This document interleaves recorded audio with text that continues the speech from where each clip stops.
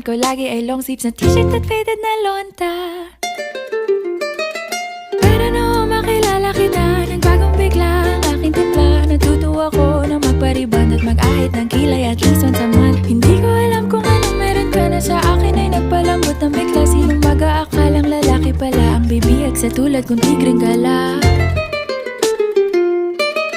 Kahit ako'y titibo-tibo, puso ko ay titibok-tibok pa rin sa'yo.